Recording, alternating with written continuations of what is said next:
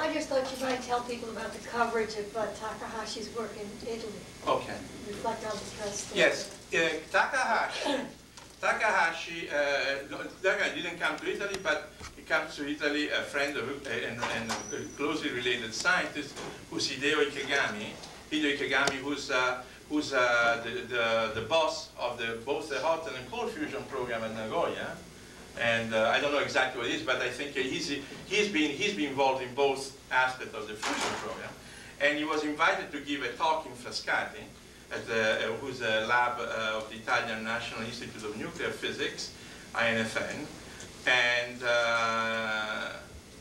he gave a very effective presentation of the work of Takahashi that really stirred an enormous amount of interest in the Italian press. There were important newspapers like La Repubblica, Il Corriere della Sera, and others. La Stampa no. It's interesting, La Stampa is owned by Agnelli. And Agnelli is the boss of Fiat, and he has other agendas. I know that he is involved in hot fusion. So La Stampa consistently plays this thing down. But okay, these were the two major newspapers, and I think they gave a picture which interested very much the community, the Italian community, the Italian people, and we hope that we are now living on a tail of this enthusiasm, and we hope as soon as I get back that we'll be able to do something with Congress. Well, now there are elections, but okay, after the elections, it was the election, so with Congress we'll be able to do things like this. But I think also, I mean, a lot has to do with the real threat that people, take. Not threat, I mean, the psychological threat to be, to be in the competition to do things better. To see that the Japanese are much smarter than we are. The so-called what you call pericolo giallo, and you call the yellow peril, and this kind of thing. Maybe there is some components to that. Why people reacted so much to the Takahashi thing and didn't react very much at all. Actually, didn't react at all to the Cold Fusion Conference of Como. But nevertheless, I mean, I'm perfectly happy because essentially this brought the message in, and I hope that we'll be able to do something with it in the near future to change somewhat the situation. May I ask you, do you know how much the Japanese government is spending on cold fusion today? I think in the orders of a few tens of millions of dollars a year, something like that. Our group, Jed Rothwell, who's a fluent Japanese speaker, to get the exact status on that, I think you should talk directly to him, but I've read some of the reports that he's written up briefly. It's hard to make a one-to-one correspondence between Japan and the U.S. because of the way funding is. Yes. But in essence, there are something on the order of 200 researchers sort of working on it consistently. It may translate into, depending on how you talk about support equipment and so forth, it may translate into a few tens of millions of dollars. But I think it could well grow much more than that, because we have every indication through actual statements by key Japanese officials in hot fusion that they've gone to MITI. You can be Ministry of Industry and Technology and Trade, Ministry of Industry, I always get mixed up, MITI, any of them. Yeah. MIT with the I on the end. They've gone there, and the seed is planted for funding, and I would be absolutely shocked if within this calendar year they're not in this, and that will be public information. I don't think MITI keeps secrets like that. The negotiating process to get to their money.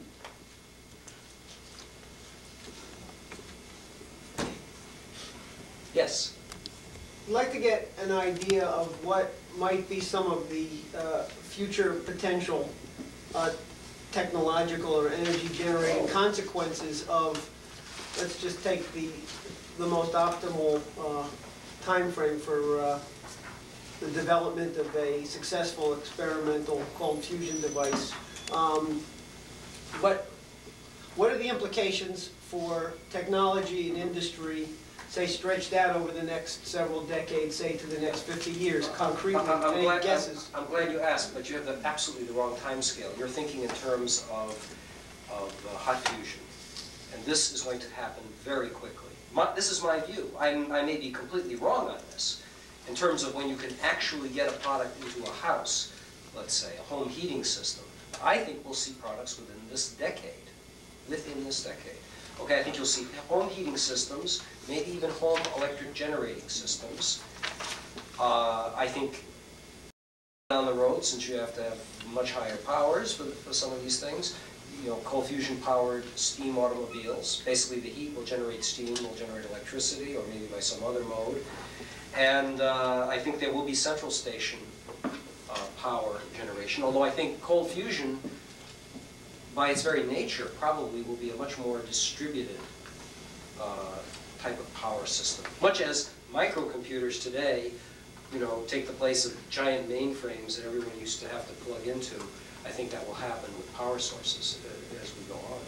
And I think, since I'm an aerospace person, I hope also there will be some very spectacular aerospace applications. In fact, I look toward, the first one will be powering electric ion thrusting engines. I mean, you need a power source for that. And if you could get a fusion power source, wow. I mean, if we can generate a lot of electricity and get, you know, megajoules per mole type of sustainable power, I mean, that's incredible what that could do to space travel. And we may even be able to get high temperature. I mean, if you believe some theories of cold fusion, which I don't necessarily partake of, but there are suggestions that we maybe get cold fusion to high temperatures like thousands of degrees C, which would then open up the possibility of very high performance thermal rockets. It could revolutionize space travel, and it may well. Okay, but the first thing, really, products within the decade, I would hope so. Yeah. You know, I wish I understood more about your basic subject, but I'm delighted to hear this business of having to overcome serious opposition when it's not valid. I wrote the first college textbook on aeronautics for the Air Force. I know a little bit about airplanes. I'm a jet pilot, and I managed to write the book. The best wing ever designed was designed at MIT and is not flying today because it's too good. The best helicopter ever built was built by Frank Piasecki, and it's not flying today because it's too good. What we need is not only cold fusion. We need to fuse the people who are running into these problems. Now, Dr. Koppen at MIT died with the best airplane plans there were. And I have flown his plane. We bought over 400 of them for the CIA because they operated so well, so secretly. Then the Franklin plane is not flying at all. So now these cases are disasters similar to yours, sir. I admit yours is in an area we all would aspire to. But this is going on every day in the scientific world and in the world of engineering. We can't run a railroad in this country. Railroads built North America. Yes. We don't know how the hell to tilt the track to make the trains run. MIT had a magnetically levitated train idea. It was developed at Brookhaven, but Henry Cohn and others developed and patented what I think, at least according to him and what I've explored, the best maglev idea. Tried to interest the government in it. They had a working model which they built on a shoestring budget, tested it out on a 400-foot aluminum track, this videotape of it. Where's maglev? It's dead. In Japan. Well, it's dead. That's where it is. Yeah. They keep, year after year, as we do in the United States, study contracts. I worked for some of these Beltway bandit types, and we have Beltway bandits up in Boston too, by the way. But their whole modus operandi is studies of studies of studies of studies. And there's yet another study now that's occurring of maglev, as though we need a study to say that this is a good idea. Okay? That it works. It obviously works. It was tested out in 1975. It was patented. Now, of course, the patent rights are gone. And, you know, it's crazy.